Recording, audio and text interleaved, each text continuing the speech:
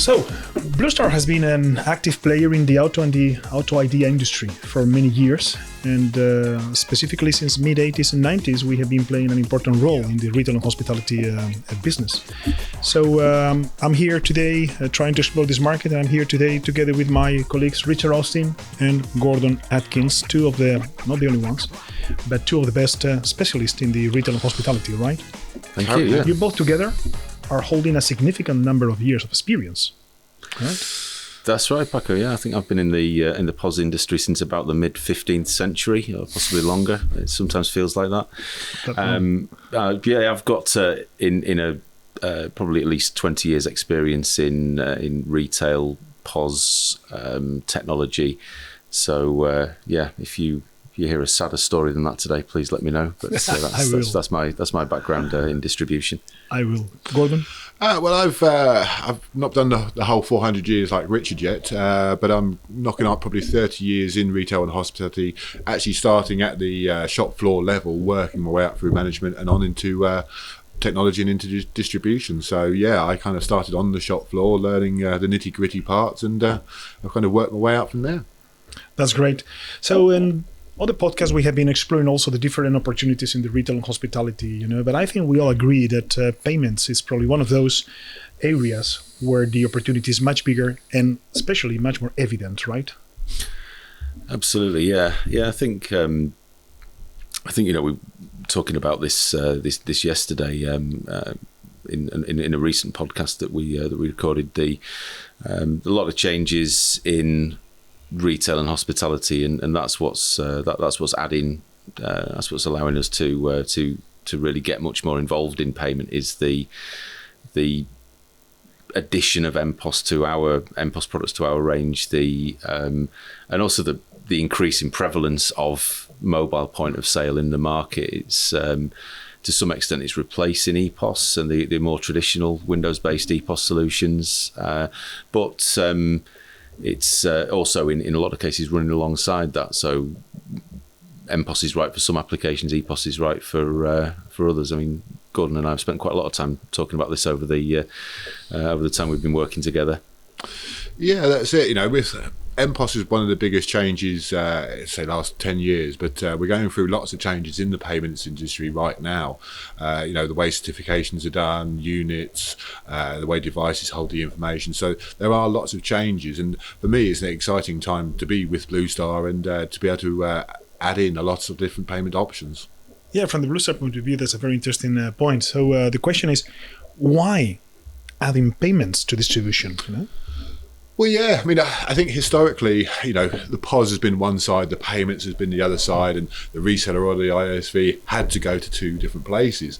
But with the recent changes and certifications and things like that, we're now able to get more involved into the payments industry. Some instances have payment devices on the shelf ready to go straight out. In other instances, we're able to do remote key injections onto Android devices. So the opportunities and certifications have changed. So we're now able to get more involved, and I see it as part of our one-stop shop. So we're supplying the POS hardware in some form. Why not include the payment straight onto there, so the resellers and ISVs can go to one location rather than two? Well, I'm very relieved with that answer. I thought you were going to say something like, why not? So what is your point? Well, exactly. Why not, Paco? Yeah. It's become really easy to do it. I think if you go back, into my dim and distant past, it was really a dark art to be able to add payments to a full-blown EPOS solution, whereas now it is literally as simple as downloading an app. If you can download an app, you can enter the payments market. It really is as straightforward and as easy as that. So yes, there's a little bit more to it, as Gordon said, remote key injection and some of the other services that we're able to offer at Bluestar alongside the Android-based mobile payment devices that we offer. But from the point of view of a technology reseller just wanting to add payments and just wanting to offer a payment solution onto their customers, if you can download an app, you can do it.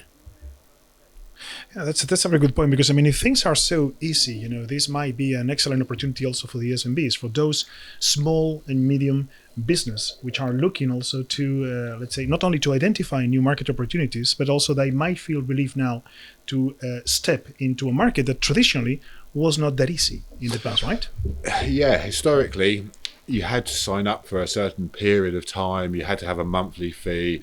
And for small to medium businesses, especially startups, do you want to sign a contract for 2 years to say, I'm going to take card payments for the next 2 years, when you're unsure if you're going to be there in 6 months' time? You're starting a new business. Is it going to work? Is it not?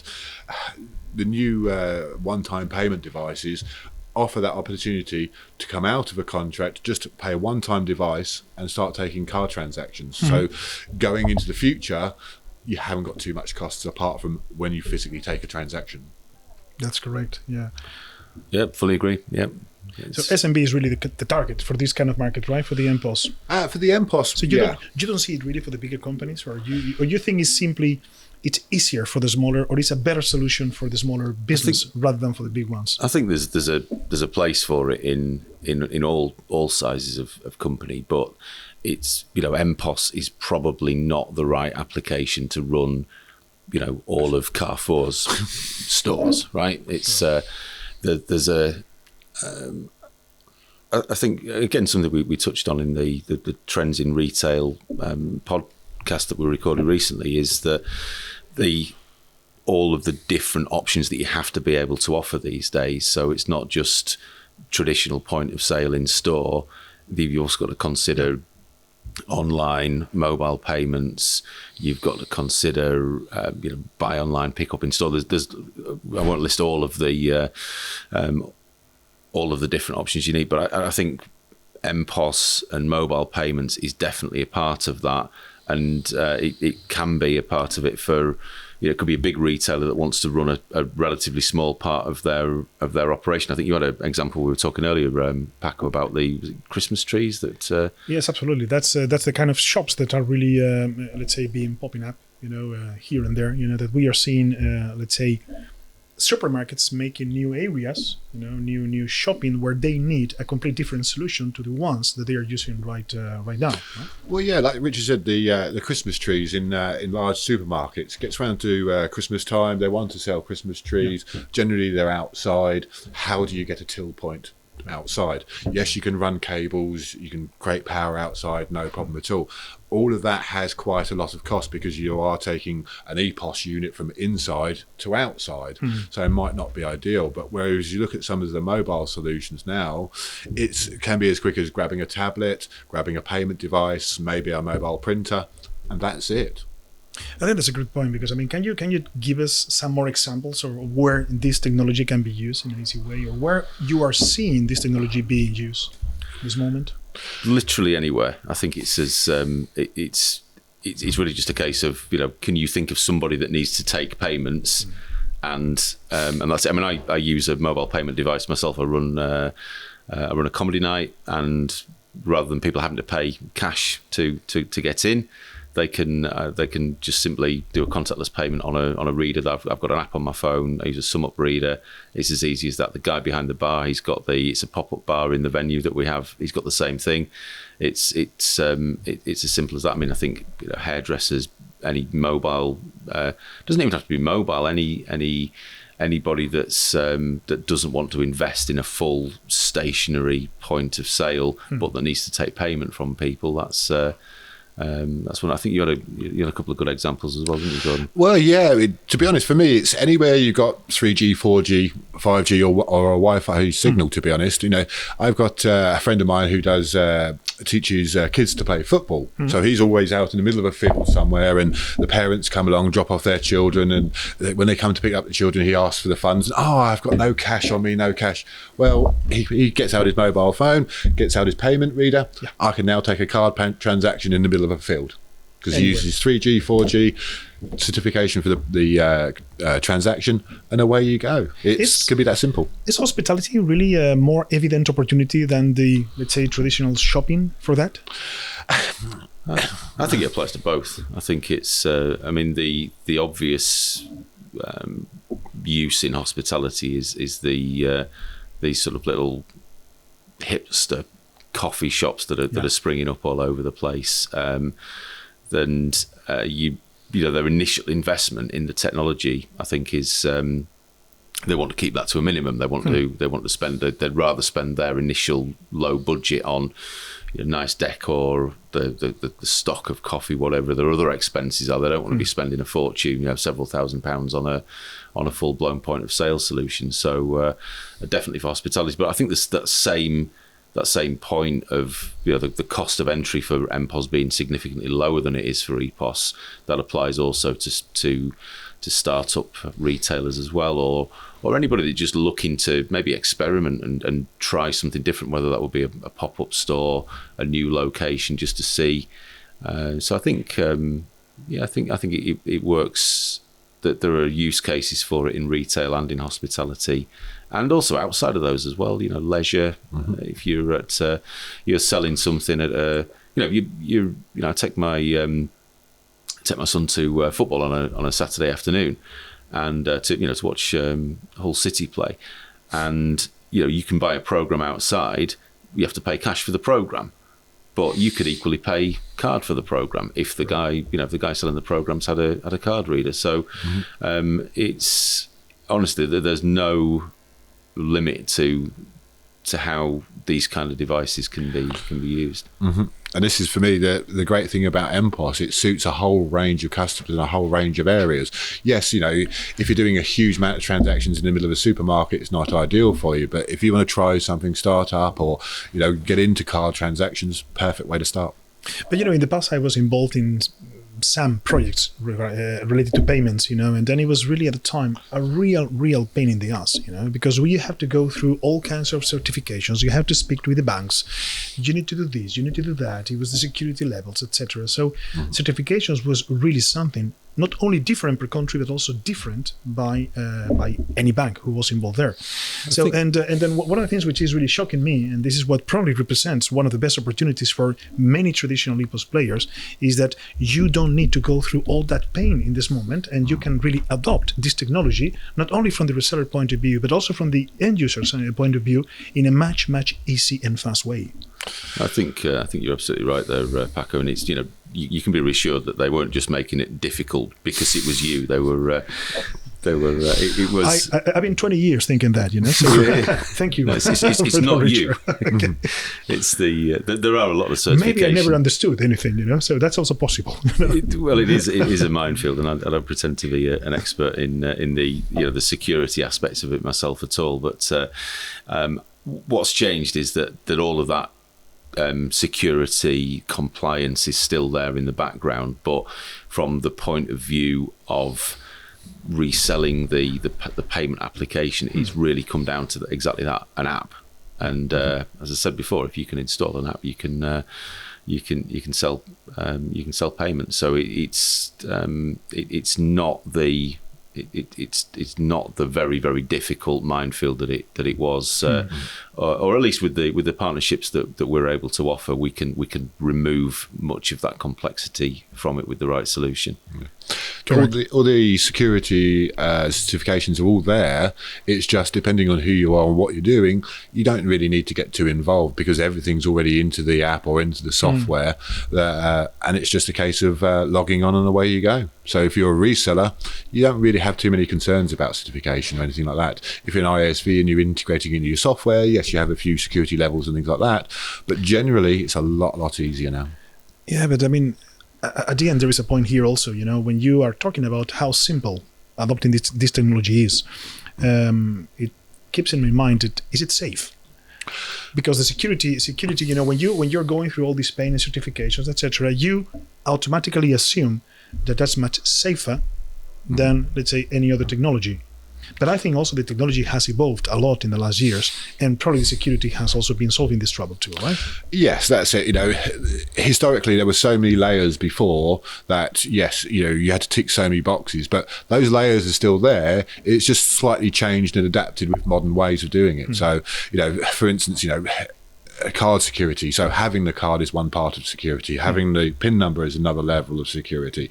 So it's just adding those layers up, building those security more and more and more. And it's already there, and a lot of APIs and APKs make it completely easy. Yeah, absolutely.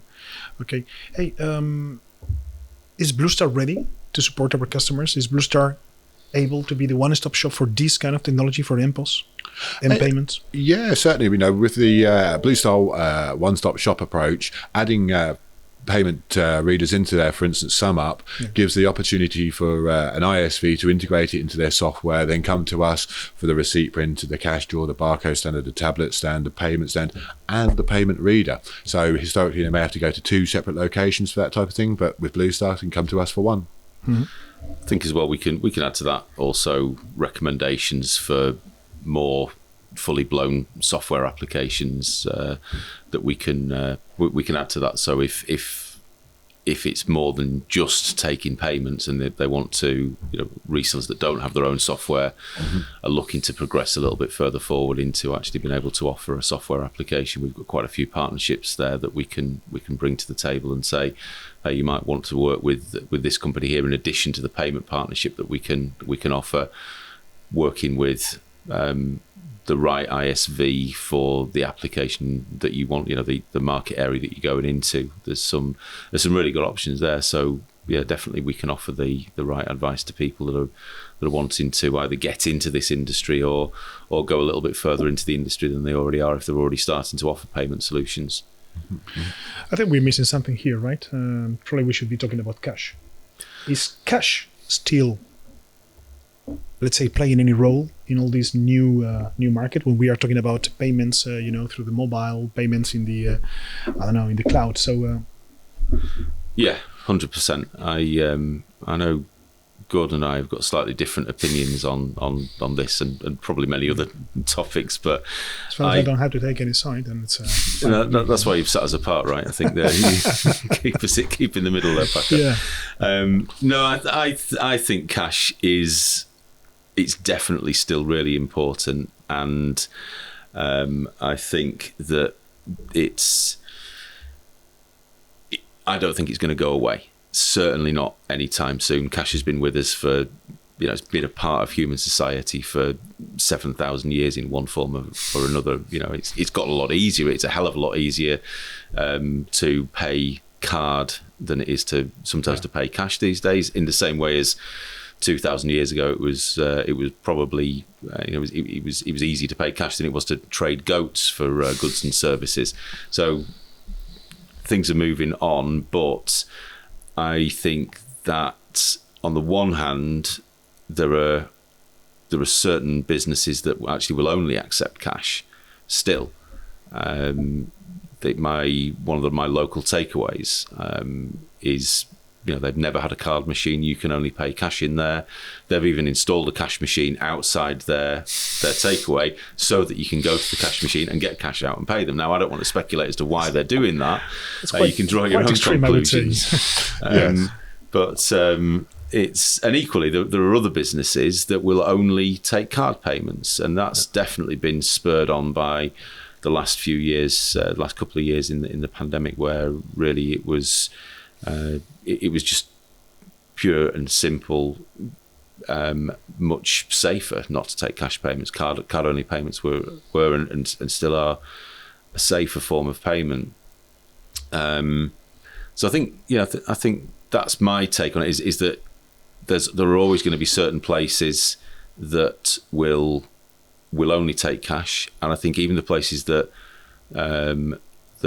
have card payments available, I think we'll also want to be able to offer cash, because there's a sector of the economy. There are people who, whether it's older people or people who are perhaps working in jobs that are paid in cash, there's still a hell of a lot of money out there, and I think that's why cash isn't going away anytime soon. But I can agree. But before we go to Gordon, I can agree to a certain point of view. But even if you talk about older people who's used to use cash, it is also much safer for them if they don't bring any cash in the street. So they might feel safe if they can simply show a card. But they, of course, they don't feel the same with technology. So yeah. Yeah, no, I agree with Richard. For me, it's just I see it a little bit more speeded up. So for me, it's the some of the security issues around cash can easily be changed by having card transactions or phone transactions. Okay. And for me, I just, I still see cash as a totally, viable way of payment in this current world for sure. It's just I can see it eventually, or being a bit quicker in my eyes. Maybe a 10-year process or something like that because of the advances in technology. If we look back when we were trading goats, we didn't have mobile phones at that point, so we weren't walking around with technology in our pockets. Now we're all walking around with mini PCs in our pockets. We're able to do that type of transaction. So with time, personally, I can see cash slowly dying. Hate to say that, but slowly. Yes. Slowly. How slow? That's probably the question. Yes. For me, I'm thinking we'll see a dramatic change within the next 10 years, personally. That's good. Okay, then this is the benefit of having someone who has been here, since the century 15th, because then he was trading goats, so he knows the evolution. This is not related to what we're talking about, but does anyone know where I can get rid of some goats, please? Because they've been sitting in my bank account for a long time. Already for 3 centuries, Yeah. So, but on a serious note, putting the goats aside for a second, I think in terms of why I think cash has still got a lot of life left in it, is you just have to look at the shadow economy across the whole of Europe. It's huge. It's a very significant part of the economy. It's up to 10%, even up to 20% in certain European countries. I was looking at some statistics. So, Greece, 21.5% of the Greek economy is the shadow economy. Spain, PACO, 17%. Yeah. You guys need to up your game. And I think it's even lower. So I think probably the reality is bigger. So could well be. Yeah. I mean, it's also surprising that even in the countries where you expect that to be very, very low, it's not that low neither, right? In the north, for example.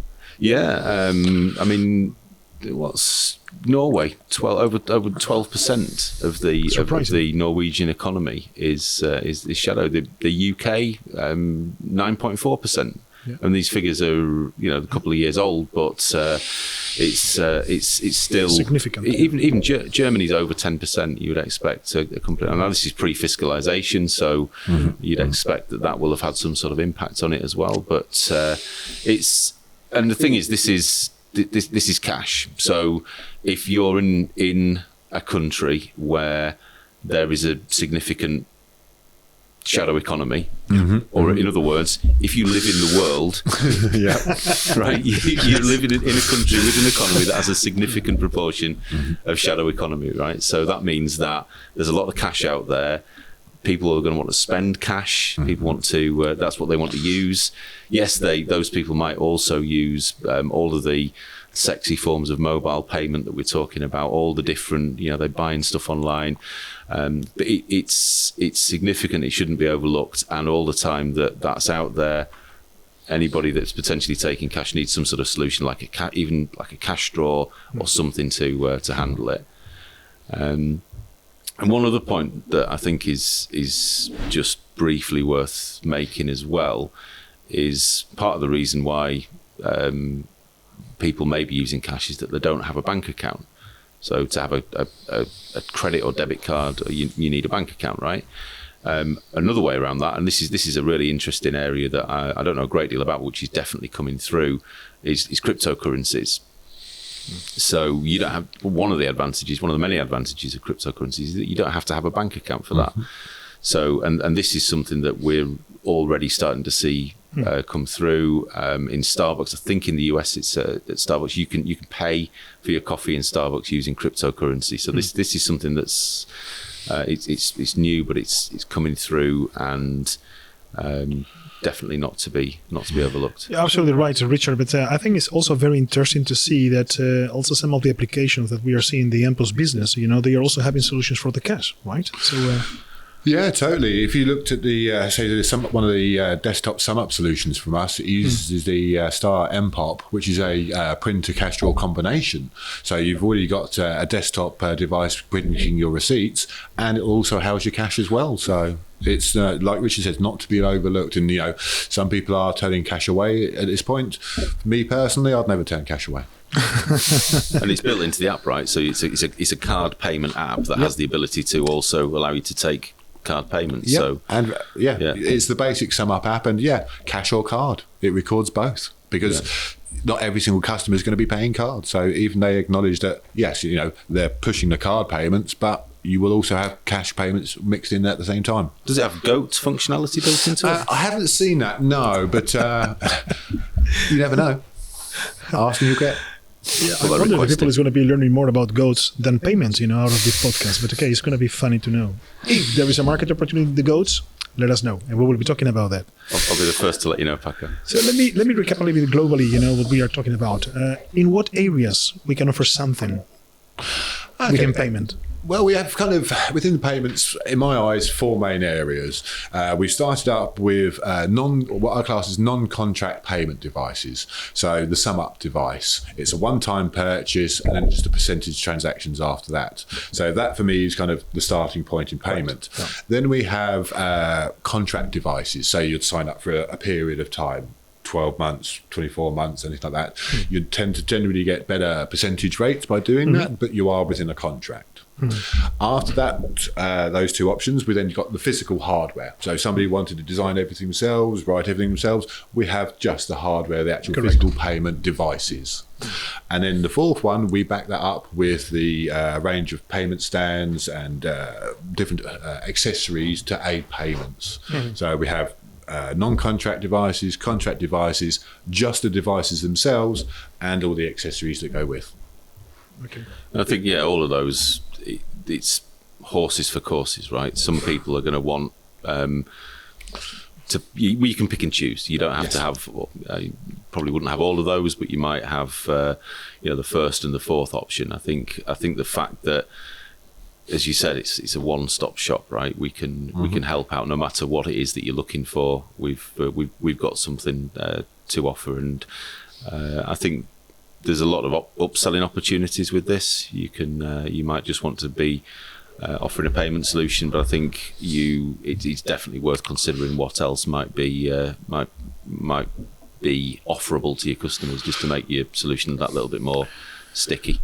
Well, absolutely right. Yeah, that's it. Everything's there. You just got to ask Blue. Ask Blue. That's a good point. But I think exactly.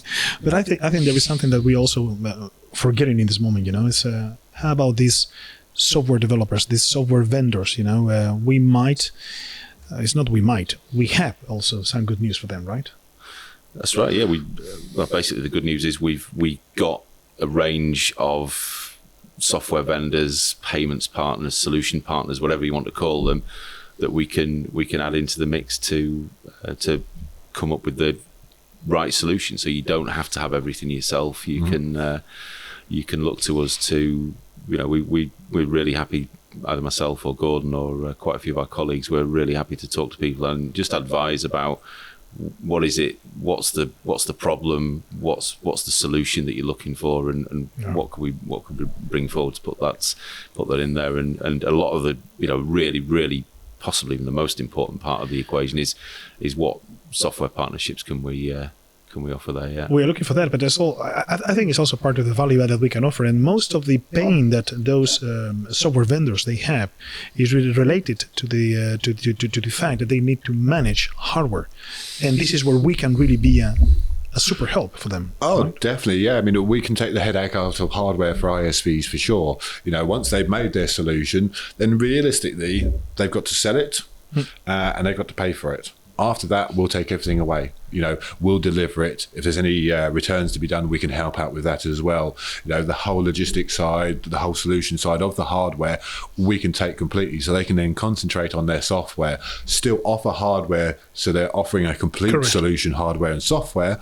But then physically, all they have to do is sell it. We'll ship it. We'll supply it. We'll worry about the warranty and everything. So it really is a very, very good solution as a one-stop shop. Yeah, I fully agree with that, and I'm working with quite a number of ISVs at the moment. So their focus as a business is to sell software, but their customers, their end users, the pubs, the restaurants, the shops, what the software itself is not the solution. It's a really important part of the solution, as we said, but it's putting everything together, adding the hardware to it, getting it delivered to the right address, the right end user address, the right shop or restaurant on the right day, potentially configured, so set up by Blue Star in the warehouse before it leaves.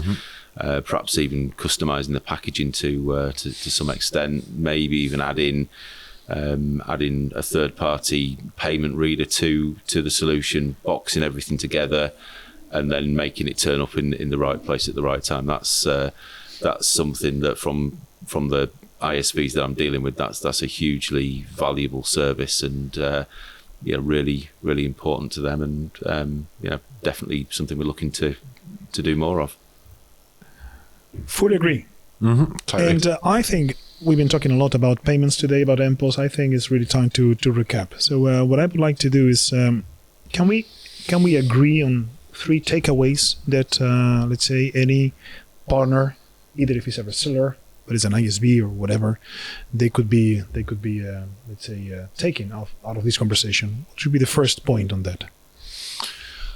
Well, I think one of the points for me is MPOS is a great way to get involved in, a great way to start getting involved in POS. You don't have to have engineers running cables, doing large amounts, because a lot of the things are Bluetooth, they're simply unboxed, a power connection and a Bluetooth connection. So getting involved in MPOS is a great way to start the ball rolling in POS. And we found over the years that because MPOS deals with a lot of small to medium businesses, that it's a great way to get a new customer on board and help them grow, because they may be starting, the first shop, or maybe just be, hey, I'm starting a man in a van, I'm going to sell coffee out the back of my van. And then on his journey, the reseller or the ISV can then work with them and grow with them. So he starts with a van, then he gets premises, then he gets 2 premises 2 years later, and you're supplying hardware and just growing with your customers. No, I agree. It's a hell of a lot easier to help somebody to get into MPOS and payments easier than ever. Than first of all, than it ever has been before. And also, if you compare MPOS to EPOS, it's a much less difficult entry into that market. So I actually agree with Gordon on this point. Hey. Finally, one point that you both agree. I will concede that, yes. You may even repeat that one. So what is point number 2? What would you mention as the second, let's say, takeaway from this conversation? I think one other thing that I'd really like people who've been listening today to take away from this is the fact that we can help. We can help advise on what the best solutions are, depending on what type of payment solution our resellers and ISVs might want to offer to their customers, and how they would go about adding that into what they do. That's it's as simple as that, really. We want to talk to people. We want to. We think that we're convinced that there's a really good path forward with this. There's an easy way of adding payment solutions into your existing offering, and we're keen to help people progress with that if they want to, if it's of interest to them.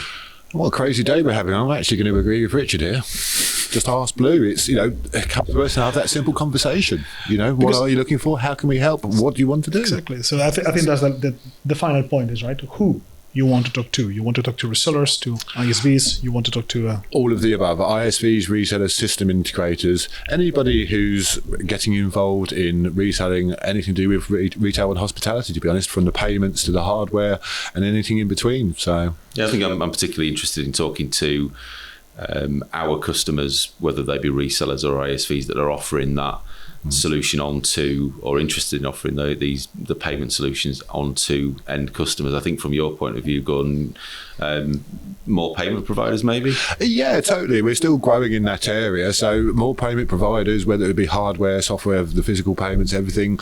I'd like to chat to them because, potentially we have resellers and ISVs potentially looking for their products. So if it's into our portfolio, let's have a conversation. Yeah, we're building a really good reach into that market, and we can only enhance what we've already got, really. So it's a great start, and there's a lot more to do with it, both in terms of customers and vendors. So yeah, looking forward to it. I think we just agreed on 3 things there, didn't we?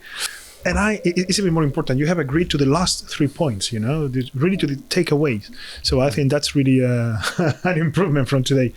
Hey, Richard, Gordon, thank you very much indeed for your time today. I think it was great. I've learned a lot of things, and most important, I think we have been able to disclose a little bit what we consider one of the best opportunities, for our partners in the market, is especially those one related to the retail and hospitality market. So we are here for them. We are here for you. If you have any question, ask Blue. That's the only thing I would say. Thank you. I'm going now to tend to my goats. Thank you very much. And we have learned something about goats too, right? Well, this is it. Yeah, I'm looking forward to my feta cheese, please, Richard. I cannot see the time to go back to my farm. We should start a goat cast. Ooh, goat cast. Okay.